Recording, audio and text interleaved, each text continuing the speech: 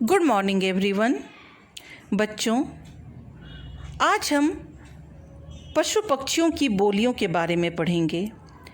मनुष्यों की तरह ही पशु पक्षी व दूसरे जीव जंतु भी अलग अलग आवाज़ों और शारीरिक क्रियाओं द्वारा आपस में बातें किया करते हैं, जैसे कौवा, चिड़िया, बकरी, मेढक आदि की आवाज़ें हैं। लेकिन इन आवाज़ों को हम समझ नहीं पाते हैं, इसलिए भाषा के रूप में इन्हें मान्यता नहीं दी गई है।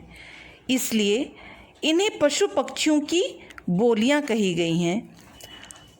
हम मनुष्य जो भी बात करते हैं उसे हम आपस में समझते हैं। एक दूसरे की बातों को या भावों को हम समझ लेते हैं, इसलिए मनुष्य की बोली को भाषा का दर्जा दिया गया है, किंतु पशु पक्षियों की बोलियों को भाषा का दर्जा नहीं दिया गया है। आइए आज हम कुछ पशु पक्षियों की बोली के बारे में जानते हैं। सबसे पहले हम शेर की चर्चा करते हैं। बच्चों, क्या आपने कभी शेर की बोली सुनी है? शेर की दहाड़ को ही हम उसकी बोली कहते हैं, यानी शेर का दहाड़ना ही उसकी बोली है। शेर की दहाड़ इतनी तेज होती है कि उसकी बोली करीब 8 किलोमीटर तक की दूरी तक सुनाई देती है। शेर जब भी ग्रुप में रहता है या झुंड में रहता है तो करीब 25 से 30 शेर आपस में एक साथ रहते हैं। शेर और शेरनी में शेरनी जो है वह शिकार करने में ज़्यादा तेज होती है, क्योंकि अपने बच्चों के लिए भोजन का प्रबंध शेरनी ही करती है। एक शेर का वजन करीब 180 किलोग्राम तक का होता है। अब हम घोड़े पर चर्चा करेंगे। घोड़े की बोली क्या होती है? हिन हिनाना। घोड़ा कभी भी खड़े खड़े भी सो जाता है और कभी बैठकर भी सोता है। एक घोड़े की ज़िंदगी करीब 25 साल की होती है। घोड़ा घास खाता है और एक दिन में करीब 100 लीटर तक पानी पी सकता है।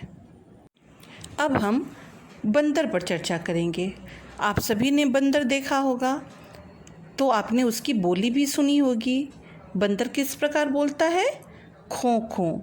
लेकिन हम उसकी आवाज़ को समझ नहीं पाते हैं।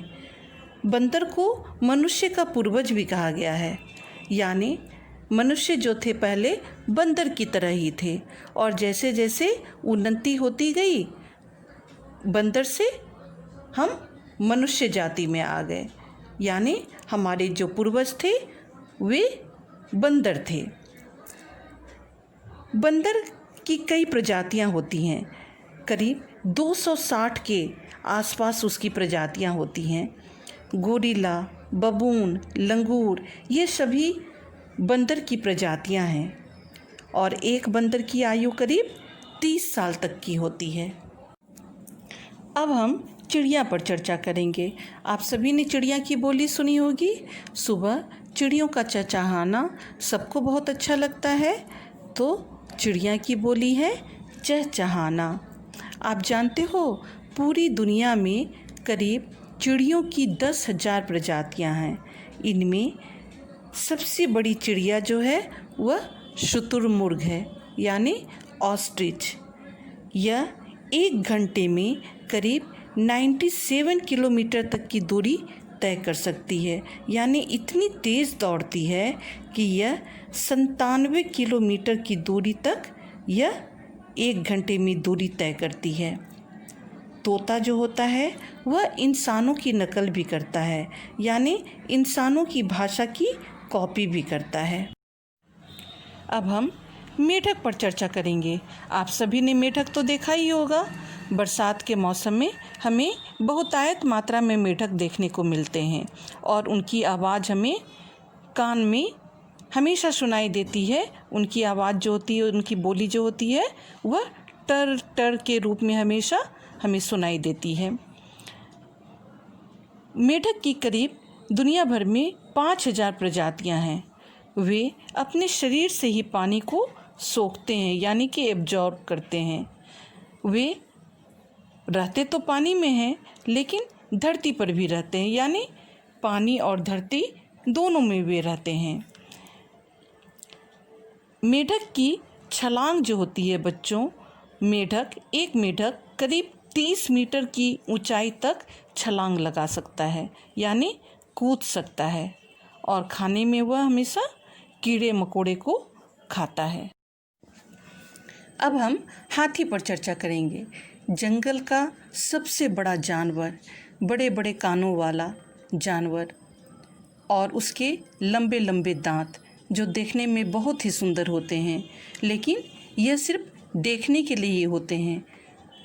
खाना हमेशा वह मुंह के अंदर की दांतों के द्वारा ही खाना खाता है। उसका पसंदीदा खाना है गन्ना, फ्रूट्स, पेड़ की डालियाँ। एक हाथी का वज़न आप जानते हो कितना होता है? एक हाथी का वज़न करीब 4000 से लेकर 7500 किलोग्राम तक का होता है। और हाथी की बोली होती है चिंघाड़ना। अब हम कोयल के बारे में चर्चा करेंगे। आप सभी ने कोयल की आवाज़ सुनी होगी और कोयल देखी भी होगी। छोटी और प्यारी सी कोयल, प्यारी सी चिड़िया। कोयल देखने में तो काली होती है, पर इसकी बोली जो होती है बहुत ही मीठी होती है। यह हमेशा मधुरता का संदेश भी देती है कि जिस तरह मैं मीठा बोलती हूँ, आप भी उसी तरह ज़िंदगी में, लोगों की ज़िंदगी में मीठे रस घोलो। यह गर्मी के मौसम में अक्सर इसकी आवाज़ हमें सुनाई देती है, और इसकी आवाज़ होती है कू कू। अब हम सांप के बारे में चर्चा करेंगे कि सांप की बोली क्या होती है। सांप की बोली होती है फुफकारना, यानी यह इसकी आवाज़ हमें फुफकारते हुए सुनाई देती है। सांप मांसाहारी होते हैं, किसी भी जीव को वह सीधे निगल जाता है। इसके शरीर के अंदर कान होता है। इसके सूंघने की शक्ति इतनी तेज होती है कि वह किसी भी चीज़ को सूंघने के लिए अपनी जीभ का इस्तेमाल करता है, इसलिए वह बार बार अपनी जीभ को बाहर निकालता है। समय अनुसार वह अपनी खाल को भी बदलते रहता है। उसकी खाल को हम केचुली भी कहते हैं। तो वह समय समय पर अपनी केचुली को भी बदलते रहता है। अब हम गाय के बारे में जानेंगे। आप सभी ने गाय तो देखी ही होगी। गाय विभिन्न रंगों में पाई जाती है। गाय से हमें दूध भी प्राप्त होता है। गाय की ज़िंदगी करीब 18 से 22 साल तक की होती है। इसके दांत जो होते हैं बहुत ही मजबूत होते हैं, जिसके द्वारा वह खाना चबा चबा कर खाती है। ऐसा माना जाता है कि अगर गाय का बच्चा कहीं खो जाता है तो वह अपने बच्चे को खोजने के लिए तब तक परेशान रहती है जब तक कि उसे उसका बच्चा ना मिल जाए। आपने कभी गाय की बोली पर ध्यान दिया है? गाय की बोली सुनने में हमें कैसी लगती है? गाय की बोली है रंभाना। अब हम कौवा के बारे में भी थोड़ा जान लेते हैं। आप सभी ने कौवे की बोली सुनी है? सुबह सुबह कौवे की काँव काँव की आवाज़ सुनते ही हमारी नींद खुल जाती है। कौवा सामान्यतः काले रंग का और ग्रे कलर का होता है। काला रंग का कौवा भारत में प्रायः कम ही देखने को मिलता है, लेकिन ग्रे कलर का कौवा जो होता है उसे हम इंडियन क्रो भी कहते हैं। वह भारत में बहुतायत मात्रा में पाया जाता है, लेकिन अब कौवे की प्रजाति धीरे धीरे लुप्त होते जा रही है। अतः इस प्रजाति को बचाना हमारा कर्तव्य है। इस तरह से हमने कुछ पशु पक्षियों की बोलियों के बारे में जाना।